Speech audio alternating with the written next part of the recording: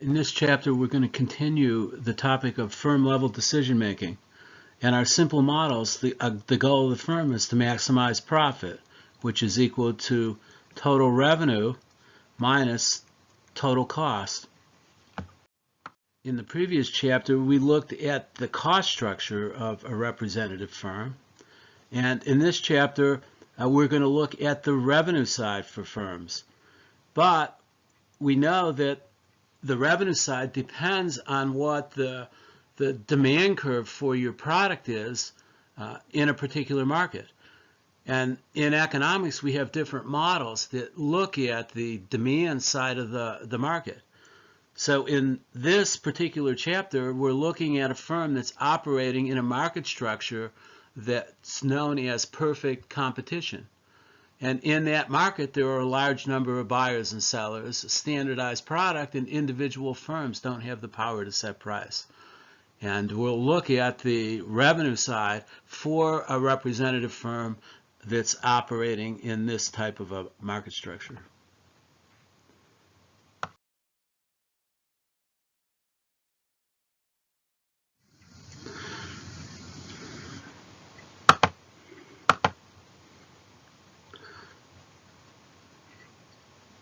Market structure characterized by perfect competition. There are a large number of buyers and sellers, each with a small share of the market. And this means that individual firms that are producing and selling the product have no ability to set the price of the product. So we can say that they're price takers and not price makers. Best examples of perfectly competitive market are from the Wall Street Journal Business and Finance section B, commodity futures markets, where they're buying and selling commodities for future delivery. And the examples we have are the energy markets. Look at the market for corn.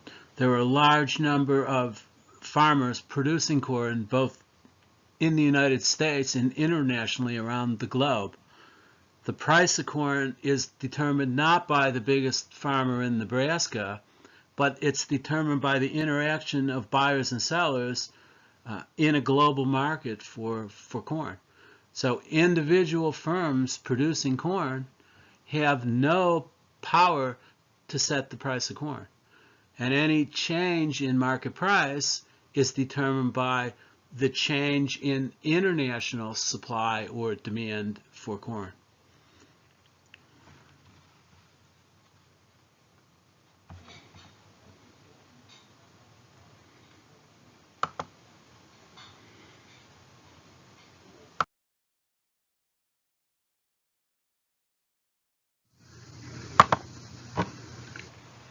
In a perfectly competitive market, the product that's being produced is standardized and identical to the product being produced by another firm. For example, in the corn market, corn is corn is corn. Farmer Smith's corn is not different from Farmer Jones's corn if it's a particular type of field corn with a certain moisture content. In the crude oil market, mid-continent oil producers produce a grade of crude oil that's effectively a light sweet crude oil, and effectively it's a standardized commodity.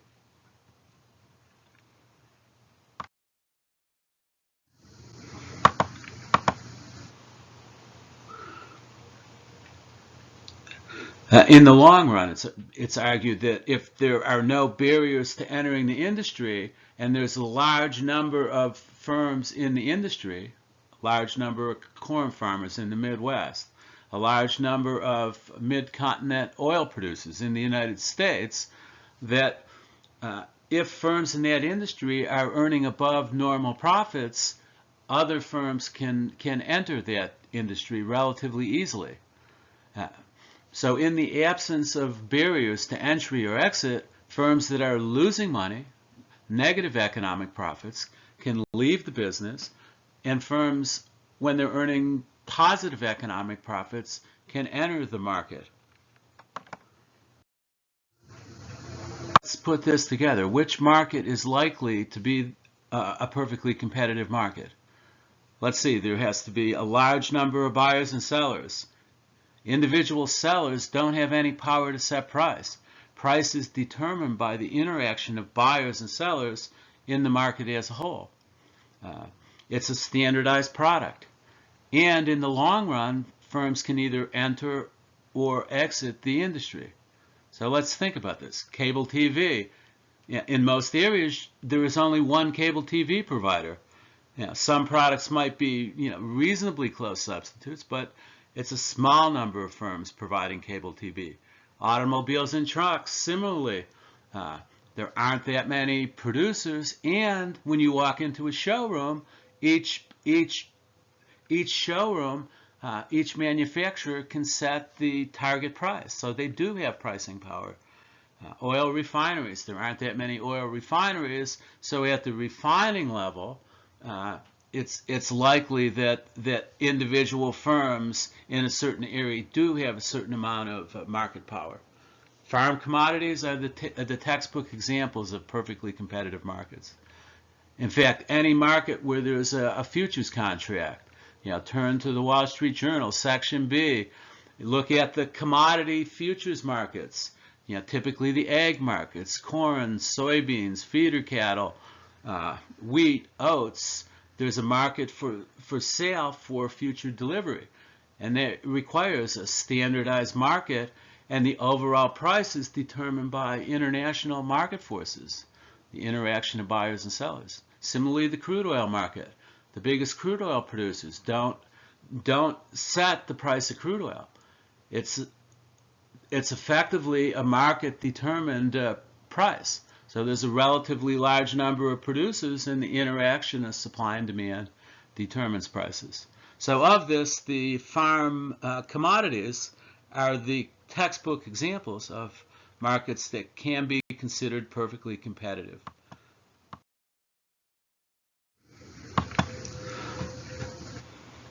In a perfectly competitive market, total revenue is equal to the market-determined price times the amount of output an individual producer is selling. So if you're Farmer Jones and the price of corn is $3.75 a bushel, your total revenue is going to be $3.75 because you can sell as much corn as you want at that price to your local grain elevator times the amount of corn that you decide to sell. So total revenue is price times quantity, and it's a fixed price determined by market forces. Profit then would be your total revenue minus your total cost.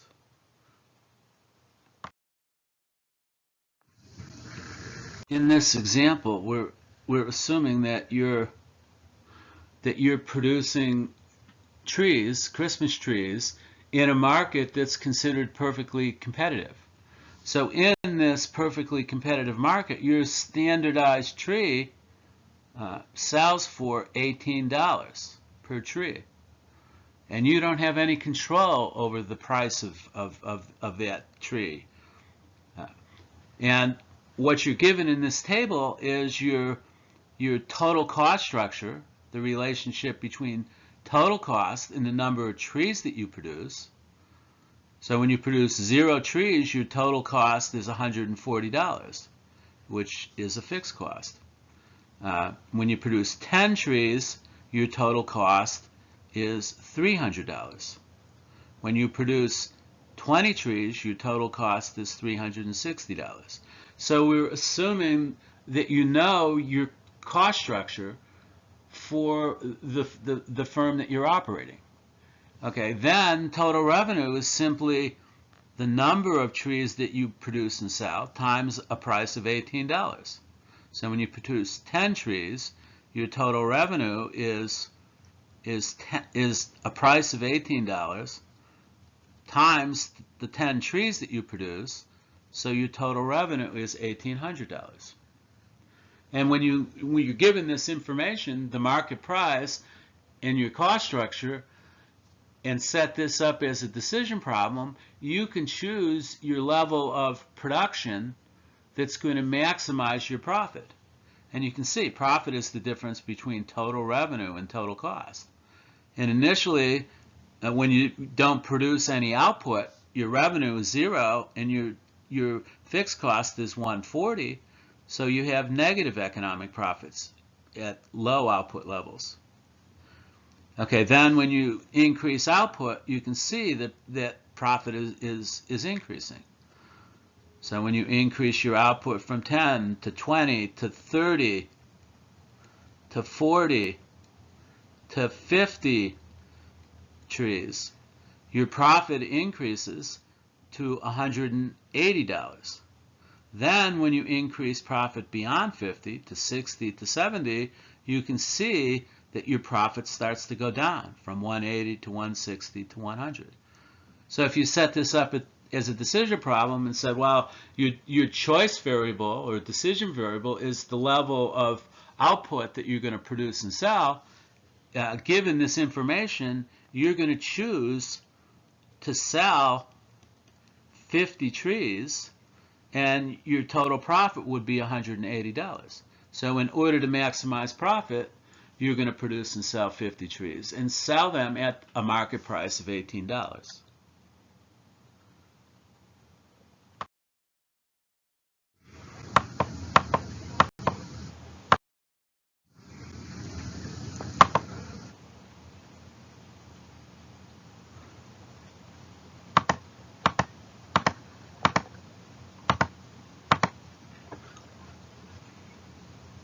So in order to solve this decision problem, if we had the table and calculated the profit associated with each level of output, we could choose the level of output that maximizes profit. We can also solve this decision problem using marginal or incremental analysis. In other words, if the marginal revenue associated with producing one more tree is greater than the marginal cost of producing that tree, or another way of saying it is, if the incremental revenue that you get is greater than the incremental cost of producing the next tree, you should go ahead and produce another tree. If you reach a level of output where the additional revenue or marginal revenue was less than the marginal cost of producing that last tree, you've gone too far and would want to reduce output in order to maximize your profit. So using this incremental or marginal analysis, you're going to want to continue to produce trees until marginal revenue just equals marginal cost. And the reason that that's your profit maximizing output level is if you reduce output below that, your profits are going to go down. And if you increase output above that point, your profits are going to go down. So the rule that we're looking at then is in order to maximize profit, you're going to continue to produce output until the point where marginal revenue just equals marginal cost.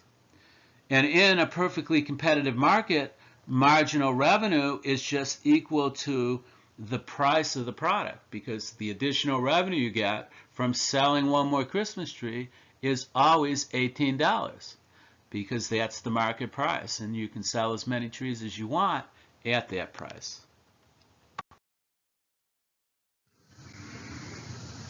This table shows how we can calculate the marginal cost associated with producing one more tree and compare that to the marginal revenue associated with producing and selling one more tree. So in perfect competition, marginal revenue is always equal to the market price, because each additional tree can be sold for $18. Okay, now when we calculate marginal cost, it's the change in total revenue divided by the change in output. This gives us the marginal or incremental cost of producing one more tree. So here, when we expand our output from 0 to 10, total cost goes from, which is equal to 160. So total cost increased by $160, and output increased by 10 units. So if we have $160 divided by 10, each additional tree cost $16 when our output level was between 0 and 10. So here at this level of output, up to 10, marginal cost is less than our marginal revenue. So what that means is if we produce an additional tree, we're going to be able to increase our profits. Okay, then when between 10 and 20 units of output, total cost goes from 300 to 360,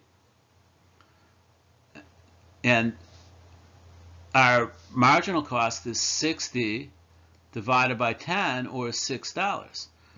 So between 10 and 20 units of output, our marginal cost is only $6, which is way less than 18. So we're going to want to continue to produce more output.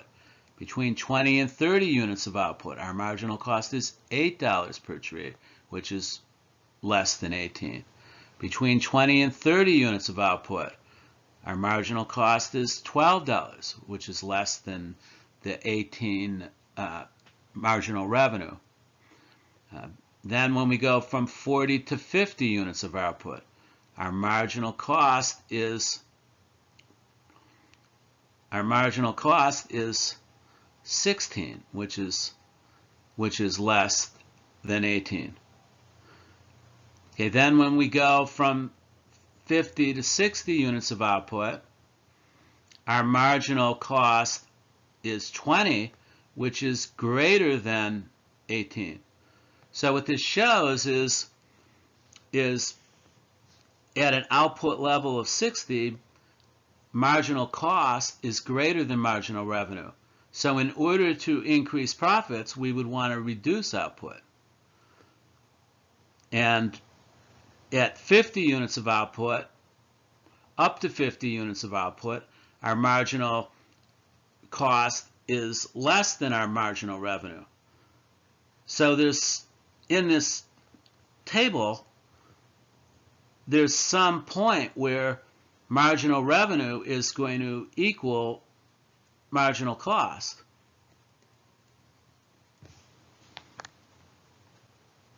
So in this example, there's some output level, I'll call it. Just a reminder that this is a short-run decision problem because there are inputs that are considered fixed that we cannot change over the period of time that we're considering. So in this lunch truck example, typically the size of your lunch truck and the equipment in it may be fixed in a short-run decision problem. In our tree problem, the size of your land may be considered fixed in the short run, for example.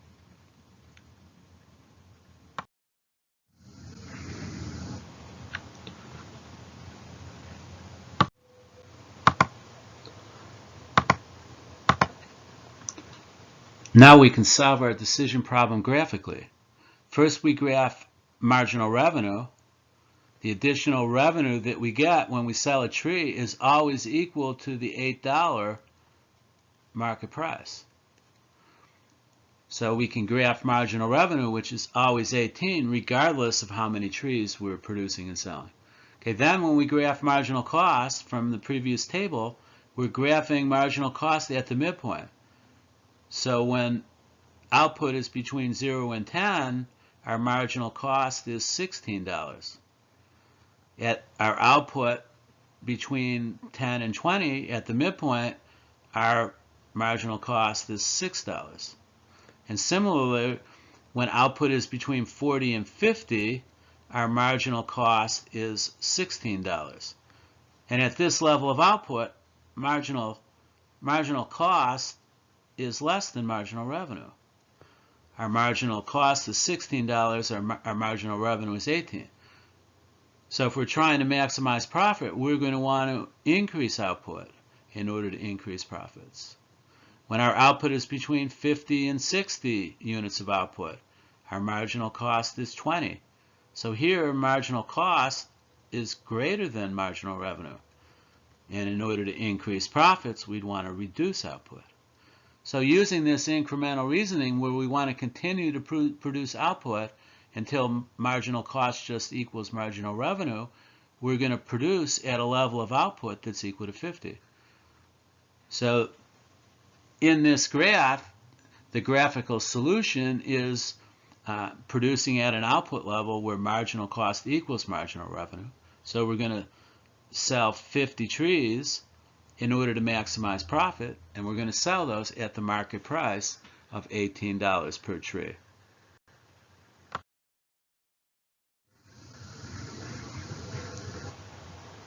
Now we're going to look at whether our firm is earning a positive economic profit.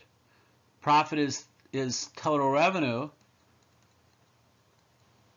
minus total cost. So if total revenue is greater than total cost, the firm is earning a positive economic profit. If total revenue is equal to total cost, the firm is earning a zero economic profit. If total revenue is less than total cost, the firm is incurring an economic loss. And when we include the opportunity cost of financial capital of a firm, when we say a firm is earning a zero economic profit means that the firm is earning a normal rate of return on invested financial capital.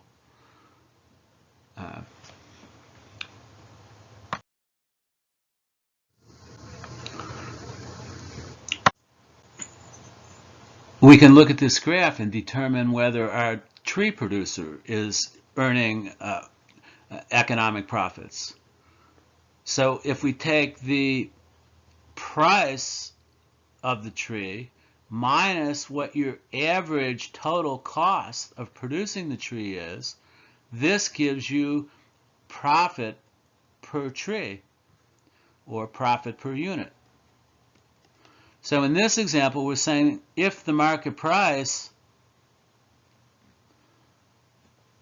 were $14 per tree, the firm would, in order to maximize profits or minimize losses, would produce at a level where price just equals marginal cost. So here, if the price of the tree is $14 now, and the firm would produce at the level where marginal cost just equals marginal revenue. So in order to maximize profit, our firm would produce at a level of output equal to 40. Okay, so you're producing at the level of output where you're either going to be maximizing your profits or at least minimizing your losses, assuming that you're going to produce anything. So here, the first step is to find out, well, okay, what level of output would our firm produce at? And here, our firm would produce at this level of output. And at this level of output, the market price is equal to $14. Okay, so our market price is equal to $14. Our average total cost at this level of output is equal to $14. So if price minus average total cost is equal to 0, that means that the firm is earning 0 economic profit per unit. So in this case, our firm earns 0 economic profit.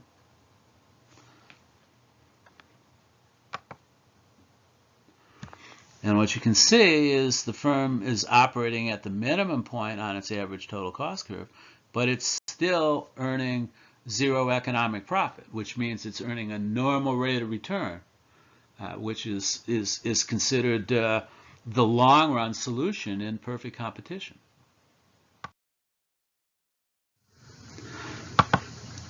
Okay, now we show a situation. Now we show a situation where the market price is $18 per tree. And now we say, well, okay, the first step in this process is the firm is going to produce at a level of output where the market price just equals marginal cost. So you're going to find the level of output, Q star, where price just equals marginal cost. So you can see at low levels of output, at 20 units of output, marginal cost is less than price. So you're going to continue to produce until price just equals marginal cost. So the level of output that maximizes profit is going to be 50 units of output when the market price is $18. And now at this, the second step then is to determine whether the firm is earning economic profits. And we know that price minus average total cost gives us the profit the firm is making per unit of output. So let's see. Well, we know the market price is $18. And now what's the average total cost at 50 units of output? We just go, well, okay, that's what our average total cost curve shows. Is that at 50 units of output, the average total cost is $14.40. So that means that we're making a positive economic profit. Our profit per unit is $3.60 per tree. So if we make $3.60 on each tree that we produce and sell, and we sell 50 trees, our total profit is going to be $180. So in this case, because price is greater than the average cost of producing a tree, we're earning a positive economic profit.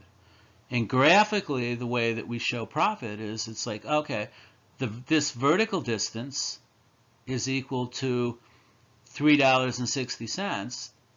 This is your profit per unit times the number of units that you produce and sell.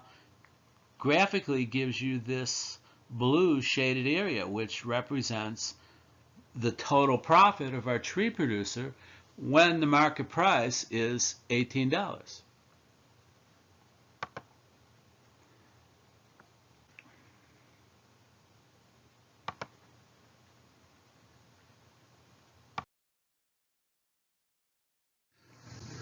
This slide reiterates that profit is equal to your profit per unit.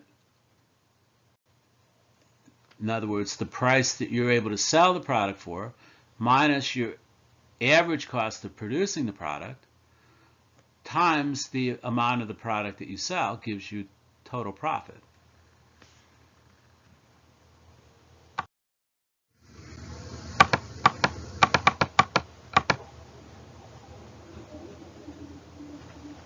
This slide shows that if the price of a tree is equal to $10, and again, in perfect competition, the price is determined by the interaction of buyers and sellers in the market as a whole. An individual tree producer does not have any control over what the price of this tree is. So if market forces determined that the market price was $10, what would the first step be? Well, this producer would be trying to find a level of output that's going to either maximize their profit or minimize their losses, assuming that they're going to produce something. And what they're going to do is find the level of output, Q star, where marginal cost just equals marginal revenue. So here at a price of $10, you're going to go to the point where marginal revenue just equals marginal cost.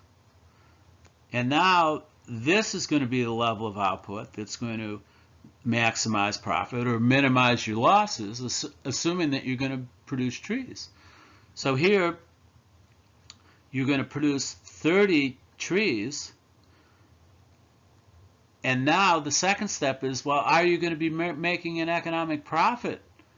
And what you're going to do is take the market price minus your average total cost of producing a tree, which is going to give you your profit per unit. Okay, so now at this level of output, there's a problem because the price of the tree is only $10. And your average cost of producing the tree is up here. Is $14.67.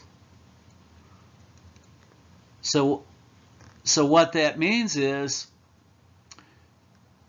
you're going to be losing $4. You're going to be losing $4.67 on each tree that you produce and sell. So what this means is that you're going to have negative economic profits. And in fact, the way that you can show that graphically is you take price minus your average total cost. This is what your economic loss is per unit, the $4.67, times the number of trees that you're producing and selling, which is equal to 30.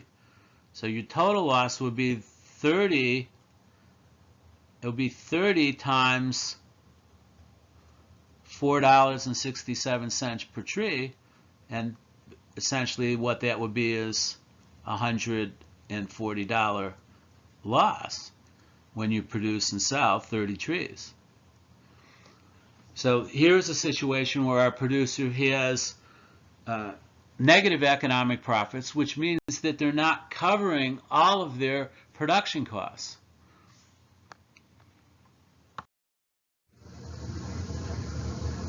Now we have to ask the question is, if a firm has negative economic profits, in the short run, should they continue to produce, in this case, produce the 30 trees, or are they better off in the short run shutting down and not producing any trees? And that depends. It's clear that the firm isn't covering all of their fixed costs and all of their variable costs. So our average total cost is equal to average fixed cost plus average variable cost. And if the price is less than average total cost, that means you're not covering all of your costs. But if you are covering your variable and making some contribution to paying your fixed costs, then it makes economic sense to continue to produce in the short run, because you're actually paying some of your overhead costs, some of your fixed costs, but not all of them. Then in the long run, if you continued to earn negative economic profits and you didn't expect that situation to improve, in the long run you would decide to exit the tree production business. But in the short run, you're still better off, if you're covering your average variable costs, to make production decisions where you continue to produce and pay part of your fixed costs, but not necessarily all of it.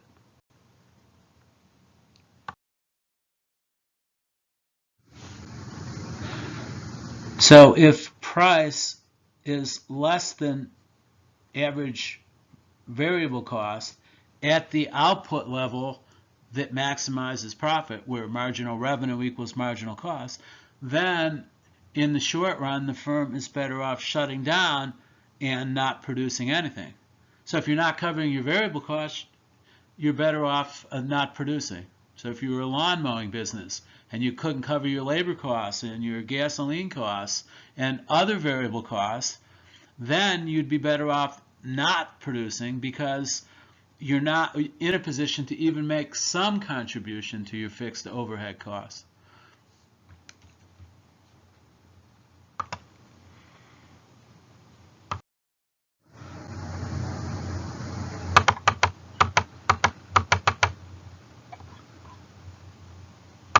We can see this graphically in this slide. If the market price is equal to $18, the firm equates price and marginal cost, produces at a level of output of 50, and you can see the difference between price and average total cost is this large profit per unit. So at a price of $18, given this firm's cost structure, they're making positive economic profits. When the market price for trees gets to $14, the firm equates price and marginal cost, produces at 40 units of output, and at this point, price just equals average total cost. So price minus average total cost is equal to 0. They're both equal to $14, so the firm is earning 0 economic profit, which is a normal rate of return. If the market price for trees dips to $12, the firm equates price and marginal cost and produces at point B.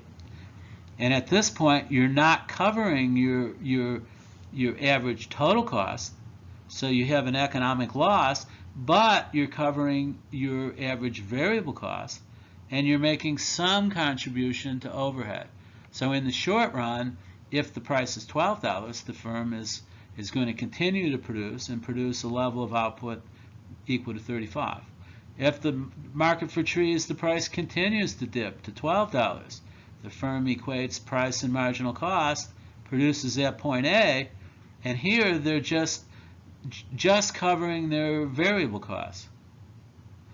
So at any price below this, they're not going to be covering their variable costs. So if the price dipped to $8, they would equate price and marginal cost, but at this level of output, average variable cost is above the price, in which case they're not covering even their variable costs. So in the short run, they would be better off not producing anything. So what that means is once the market price gets below $10, the firm is not willing to produce anything. So essentially, until the price gets at or above $10, this particular firm is going to be better off producing zero output in the short run, shutting down, rather than producing anything. And then at a price of $10 and above, this marginal cost curve effectively becomes the firm's supply curve, because they're equating price and marginal cost, and they're choosing the level of output where price equals marginal cost. So an individual firm's supply curve is zero until you get to this shutdown price, and then above $10 it becomes the quantity supplied is the firm's marginal cost curve, the portion that's above average variable cost.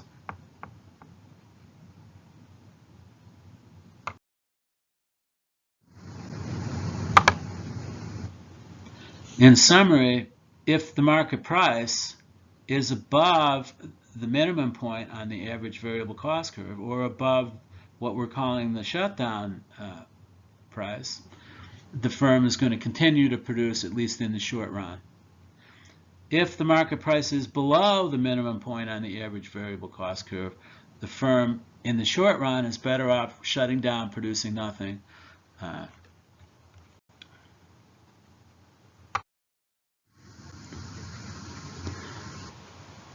So if a representative firm in the industry is making positive economic profits, meaning that price is greater than average total cost, that's going to attract other firms to that industry, because firms are earning above normal economic profits.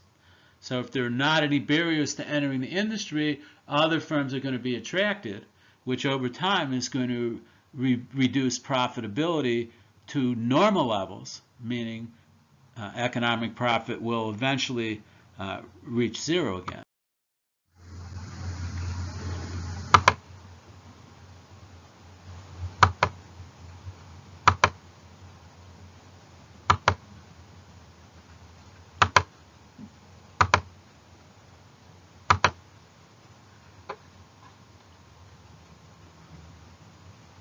Here we're representing the supply curve for the entire industry.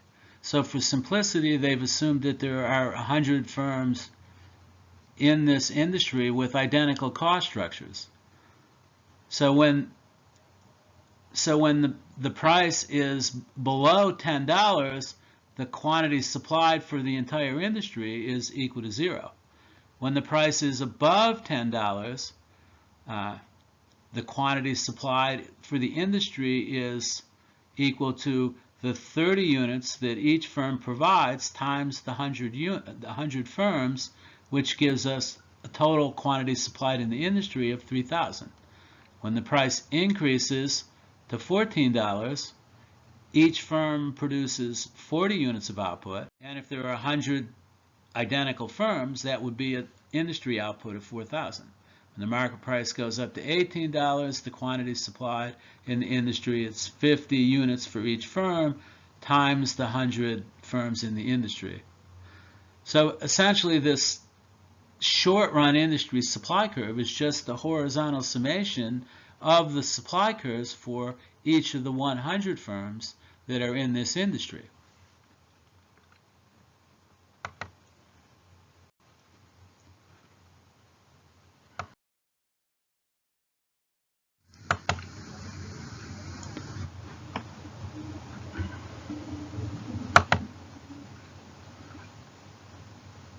This slide shows both the decision problem from the perspective of one individual firm in graph B and the overall market perspective in graph A.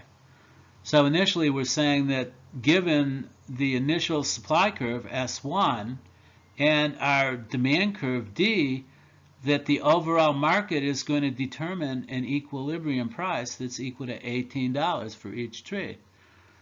But we saw that at this $18 price, our representative firm is going to be equating price with marginal cost. They're going to be producing at an output level that's equal to 50 units. And because average total cost is way below the market price, price minus average total cost, this firm, representative firm, is making a positive economic profit. And when there are no barriers to entry, that means other firms are going to enter this tree producing industry.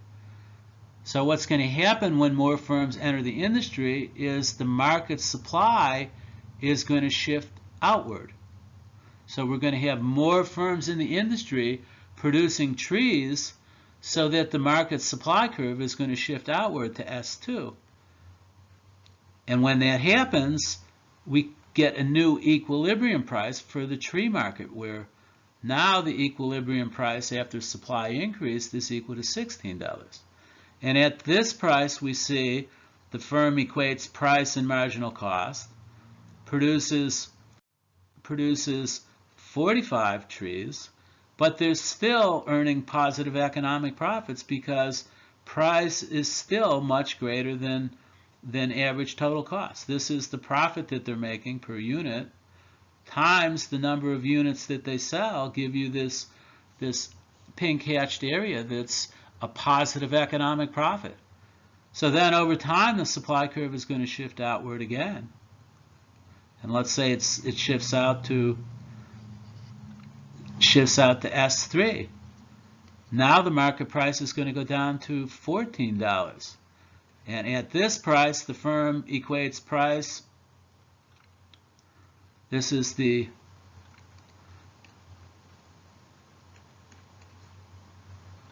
$14 price.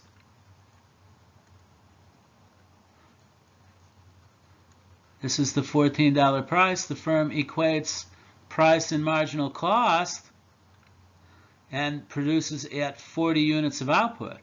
But now at this level of output, price just equals average total cost, which means the firm is earning zero economic profit, which is a normal rate of return. And now there's no tendency for more firms to enter the industry. And because they're earning normal profits, there's no tendency for firms to leave the industry. So this would be the long-run equilibrium in perfect competition.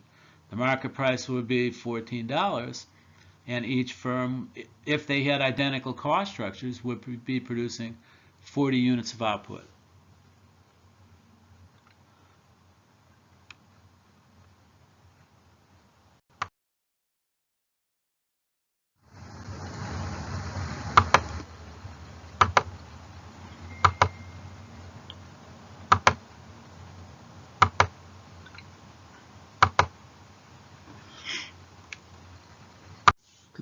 This slide looks at the dynamic adjustment process in perfect competition. So in the Christmas tree market, our market starts at its long-run equilibrium where the price is $14. Firms equate price and marginal cost, produce this level of output, and because at this level of output, price just equals average total cost, this representative firm is earning zero economic profit. But what happens in graph B? There's an increase in the demand for Christmas trees for some reason. That increase in demand causes an upward pressure on the price of trees.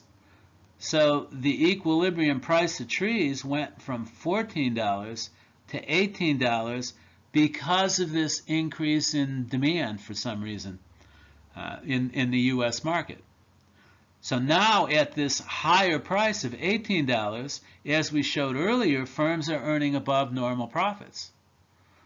So that's great. If you're in the Christmas tree business and the price is $18, early bird catches the worm, you're making positive economic profits. But over time, what that does is attracts other firms to the industry. And as we showed on the previous slide, over time, when more firms enter the industry, supply is going to shift outward. So the result then is, even though demand remained relatively high, the increase in supply lowered the equilibrium price back to $14, which is the price at which firms are earning zero economic profit. So this essentially shows the dynamic adjustment problem in perfect competition. And there are real-life examples that parallel this. In 2010, the U.S. government imposed restrictions that gasoline additives be made from ethanol. Ethanol is produced from corn in the United States. So when they required ethanol gasoline additives, it increased the demand for corn in order to produce ethanol. So roughly in 2010, the demand for corn increased such as this. And corn prices went from something in the vicinity of $4 per bushel all the way up to $8 per bushel because of this increase in demand. And then obviously corn producers were making huge economic profits. So if you're in the Midwest, you're going to be buying a new pickup truck and a new combine, and you're going to the Thunderhead Brew Pub on the weekends before you go to hockey games. And that was because of the increase in the demand for corn due to the ethanol program.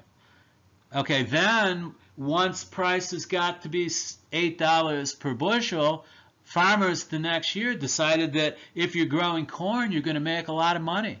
So farmers that had a choice between growing soybeans and alfalfa and wheat and other crops decided to switch over to corn.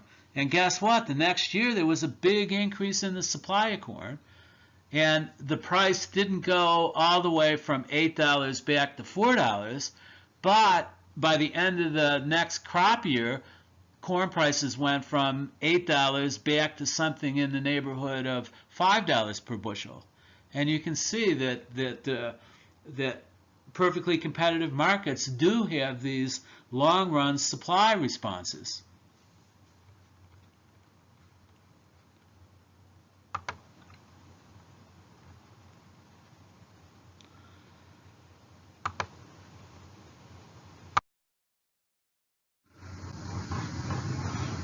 This is the slide that shows that that because of the increase in demand due to ethanol production, corn prices spiked up. The next year there was a big supply response, and corn prices went back down, not to the levels that they were before, because corn producers don't always have the same cost structures or the ability to expand corn production as much as is expected to go down to the zero economic profit line.